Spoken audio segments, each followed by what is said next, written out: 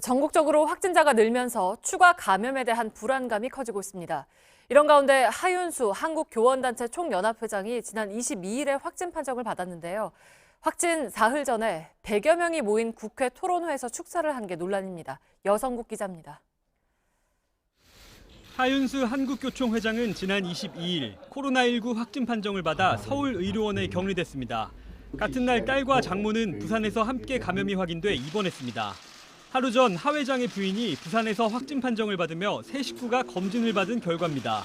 하 회장이 거주하는 서울 서초구는 23일 구민들에게 부인의 지인이 신천지 교인으로 관련성이 있는 것으로 추정된다고 밝혔습니다. 이런 가운데 하 회장이 확진 3일 전 국회에서 열린 토론회에 참석한 사실이 알려져 논란이 일고 있습니다. 미래통합당 심재철 전희경 의원뿐 아니라 100명이 넘는 시민들과 접촉했기 때문입니다. 하 회장 측은 토론회를 주최한 의원실 관계자가 확진 사실을 문의하자 부인한 걸로 전해졌습니다.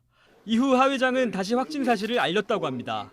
하 회장의 확진 사실이 뒤늦게 알려지면서 의원들도 병원을 찾아 검사를 받았습니다. 하 회장은 자신의 소셜미디어에 염려를 끼쳐 죄송하다면서도 양성 확진자에 대한 정보 유출이 최대 희생자를 가해자로 만들고 있다고 밝혔습니다. 부산시와 보건당국은 하 회장 아내와 딸, 장모의 감염 원인을 역학조사 중입니다. JTBC 여성국입니다. 하윤수 교총회장이 방문했던 국회는 오늘 저녁부터 24시간 동안 문을 닫기로 했습니다. 낮부터 모든 의사일정을 멈추고 방역 작업을 했습니다. 평일에 국회가 본청부터 도서관까지 폐쇄되는 건 처음입니다. 임소라 기자입니다.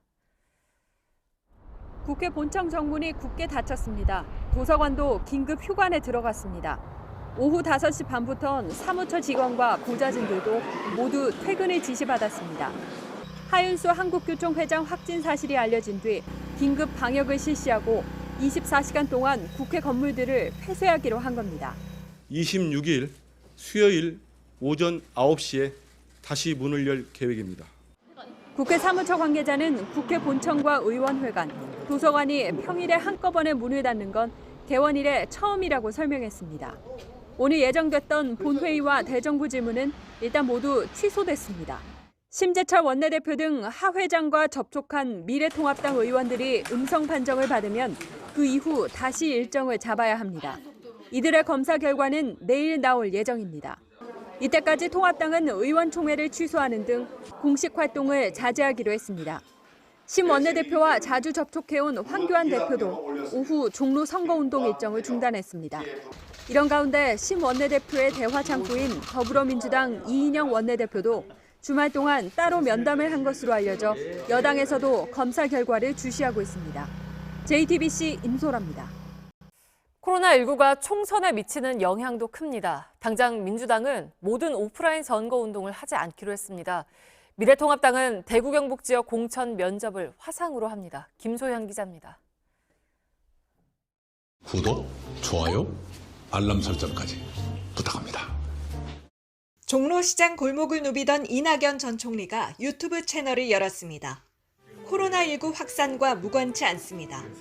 당 지도부는 아예 오프라인 선거운동 금지령을 내렸습니다. 민주당은 이번 일주일 대면 선거운동을 전면 중단하고 미래통합당의 대구 경북 지역 공천 면접은 결국 다음 주 화상회의 방식으로 진행하기로 했습니다. 대구와 경북에 사무실이 마련한 뒤 통신으로 서울공천관리위원회와 연결합니다. 이마저도 면접자들이 드나들 때마다 소독을 해야 해 시간이 많이 걸릴 걸로 보입니다. 미래통합당 역시 모든 집회와 선거운동을 사실상 금지했습니다. 가급적 모든 집회를 자제해 주실 것을 당부를. 각 당의 예비 후보들은 손 씻기 등 전염병 예방 수칙을 직접 선보이는 영상으로 선거운동을 대신하고 있습니다. 기침할 땐 옷 소매로 입 주변을 가리고 기침하는 것을. 앞서 국민의당 창당대회에선 시도당을 영상으로 연결하고 최소 인원 200명 정도만 마스크를 쓰고 참석했습니다. JTBC 김소현입니다. 정부는 어제 사상 초유의 계약 연기라는 카드를 내놨습니다. 판단 자체는 적절했다는 평가가 있는데 준비엔 부족함이 있다는 목소리가 현장에서 나오고 있습니다. 강버들 기자입니다. 유치원 및 초등학교에서 긴급 돌봄을 제공합니다. 학교 돌봄은 시설 방역 강화 등 안전한 환경으로 제공할 것이며 개학이 일주일 미뤄져도 돌봄 공백은 없도록 하겠다는 겁니다. 하지만 현장의 걱정은 이만저만이 아닙니다. 저희가 3분의 1 남아있는 거 이런 거 가져다 주셨고요. 마스크 같은 것도 별도로 쓰라고 주신 거 없었고 긴접촉 체온계를 보건소에서 받았었어요. 계약하면 한 번에도 써야 된다고 다시 가져갔어요. 방역 물품은 부족하고 아이들의 안전을 혼자서 지킨다는 부담도 큽니다.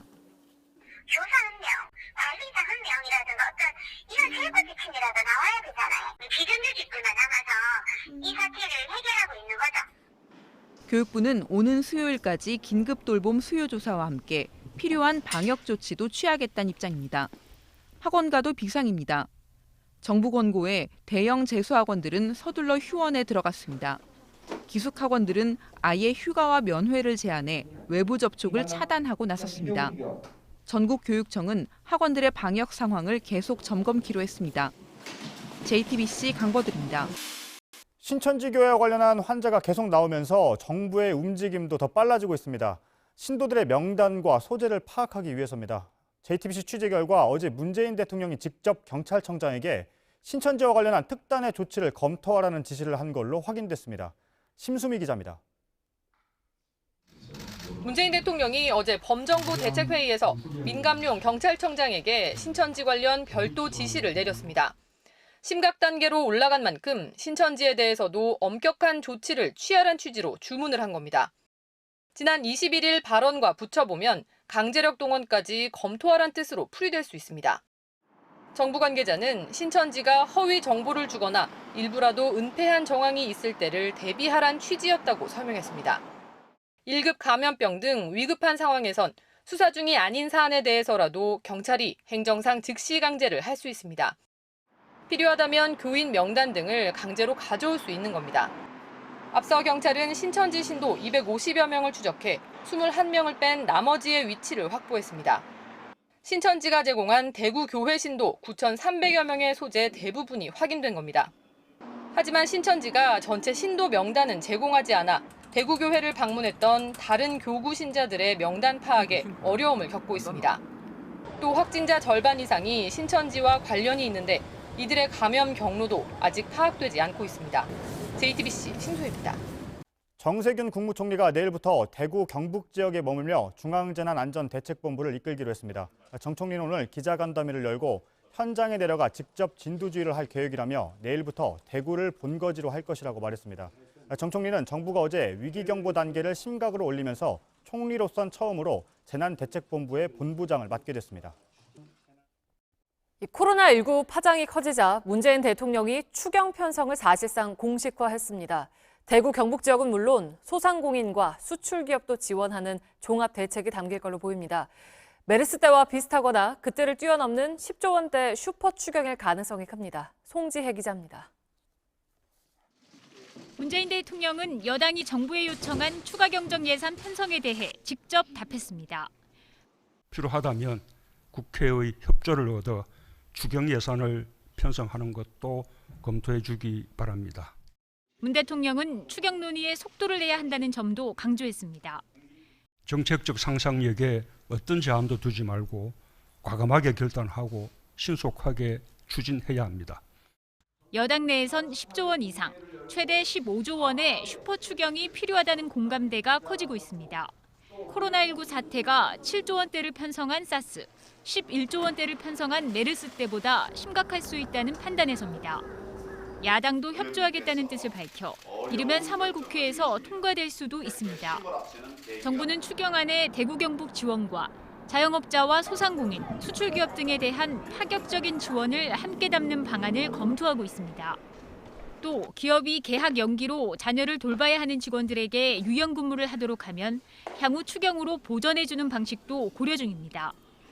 이에 앞서 정부는 우선 이번 주에 기존 예산과 예비비 등을 활용한 긴급 피해 지원 대책을 발표할 예정입니다. 승용차 개별 소비세 인하 등 세금을 깎아주거나 서민층에 소비 쿠폰을 나눠주고 임대료를 내린 건물주에 인센티브를 주는 방안 등이 거론됩니다. JTBC 송지혜입니다.